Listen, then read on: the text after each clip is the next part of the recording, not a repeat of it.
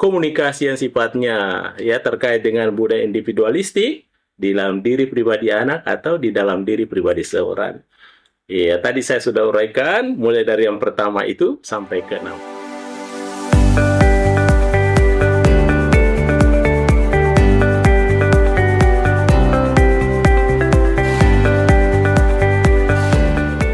Bismillahirrahmanirrahim. Assalamualaikum warahmatullahi wabarakatuh. Tentunya saya berterima kasih kepada seluruh sahabatku dimanapun berada.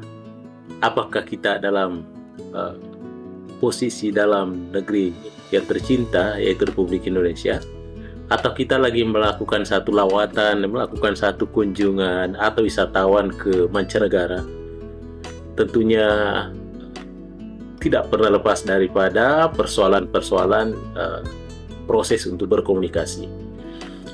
Baik saudaraku semua, pada kesempatan ini kita jumpa lagi dalam satu channel YouTube kita, yaitu Mr. Koronis, komunikasi romantis dan humanis. Baik para pemirsa sekalian, sebagaimana yang selalu dan kerap saya ketengahkan bahwa konten YouTube kita ini tentu berbicara persoalan-persoalan komunikasi. Ya, persoalan komunikasi itu adalah cakupannya sangat luas. Ya, sampai ada yang disebut dengan komunikasi verbal ya, dengan apa yang ditulis, apa yang diucapkan ya. Di samping itu juga tentunya ada yang disebut dengan komunikasi non-verbal, yaitu tanpa harus berkata-kata, tapi dia hanya menampilkan gestur tubuh, gerak-geriknya ya, kira-kira seperti itu.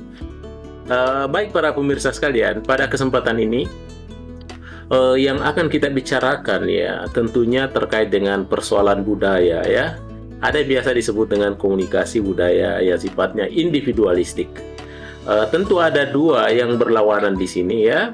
Yang pertama adalah individualistik dan yang kedua tentunya adalah kolektivistik yaitu. Maka para pemirsa sekalian, yang akan kita bahas di sini adalah bagaimana komunikasi budaya yang sifatnya individualistik. Ya. Berikut ini para saudaraku semua, tentu kalau kita berbicara tentang individualis, ya, tentu ada strategi, ada cara-cara yang ditempuh untuk memahami sesungguhnya bagaimana individu, bagaimana budaya individualistik itu. Berikut ini ada 6 ya. Tentu saja para pemirsa sekalian, kalau ada yang katakan lebih dari 6, lebih dari 7, atau kurang dari 6, tidak ada masalah.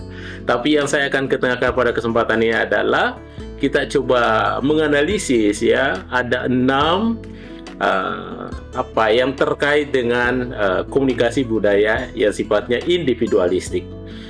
Yang pertama, saudaraku sekalian ya, terkait dengan budaya individualistik, bagaimana mencirikan itu.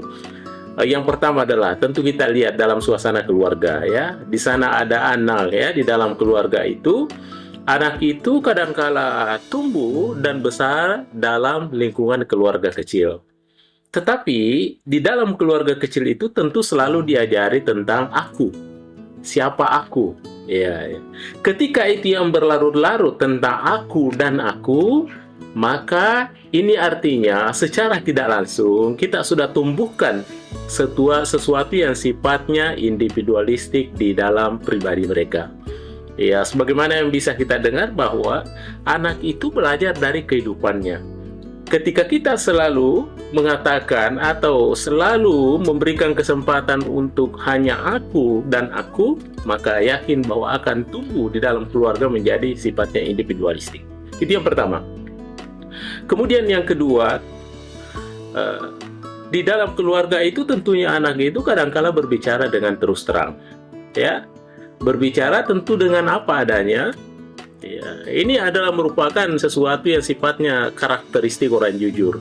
Dia menyampaikan sesuatu apa adanya. Tetapi di balik itu kadangkala juga konfrontasi itu sesuatu yang dibenarkan. Ya, bila ada perselisihan pendapat, ya dianggap itu adalah dengan konfrontasi itu adalah menyelesaikan masalah. Ya, maka tentunya ketika ini yang terjadi, maka secara tidak langsung juga sudah memberikan pencerahan edukasi kepada anak-anak itu tentang bagaimana berjiwa sifatnya individualistik. Sehingga tentunya dalam hal ini persahabatan dianggap sesuatu yang sukarela, ya, bukan sesuatu yang harus ditekankan, ya, tapi dianggap kalau kau bersahabat apa-apa itu artinya sukarela. Ya, itu yang kedua. Kemudian yang ketiga, selalu diajari tentang kepemilikan, ya. Kepemilikan itu sumber-sumbernya selalu bersifat individual. Maka dengan demikian tertanam dalam jiwa itu yang tentunya sifatnya individualistik. Mereka selalu dia punya kepemilikan, dia punyanya seperti itu, ya. Kemudian para hadirin sekalian, yang keempat, ya, kalau kita berbicara tentang individualistik, tentu juga di situ berlaku yang sifatnya komunikasi yang sifatnya konteks rendah. Bagaimana itu komunikasi yang sifatnya konteks rendah? Ya, tentu dia harus banyak bicara dalam segala hal, baru bisa ditafsirkan. Ya, tentu berbeda dengan komunikasi yang sifatnya tingkat tinggi.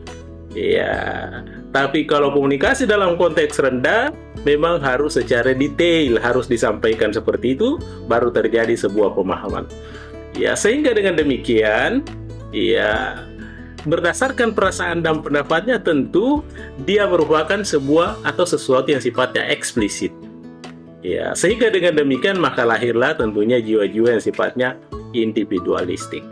Kemudian para hadirin sekalian, yang kelima, ya, bagaimana menumbuhkan jiwa-jiwa individualistik ini? Tentu kita paham bahwa ada yang namanya pelanggaran, ya. Boleh jadi pelanggaran tentang aturan-aturan di dalam rumah tangga, pelanggaran budaya, ya. Tentu kalau ini terjadi, maka alamatnya adalah alamat rasa bersalah terhadap dirinya. Ya, maka dia akan menyesali dirinya karena dianggap itu kesalahan itu adalah sifatnya kesalahan diri sendiri. Makanya tumbuhlah jiwa-jiwa individualistik. Ya. Kemudian yang terakhir, para pemirsa sekalian, bagaimana menumbuhkan jiwa individualistik ini? Ya, kadangkala kita lihat, ya, dalam keluarga, tentu saja, ya, ketika seseorang anak itu dalam hal pemilihan umpama calon istri, kadangkala ada yang memilihnya itu dengan tidak perlu memasang satu target, memasang suatu ketentuan. Tapi ketika dia menemukan seseorang yang merasa dia anggap cocok, maka langsung sudah dia. Tidak ada lagi tentang pertimbangan-pertimbangan dari pihak orang tua, tidak ada pertimbangan dari teman, tapi karena dia menganggap bahwa dia sudah cocok dengan orang yang ditemui itu, maka langsung dia terjadi sebuah pelamaran, ya. Tentunya berujung kepada yang namanya perkawinan.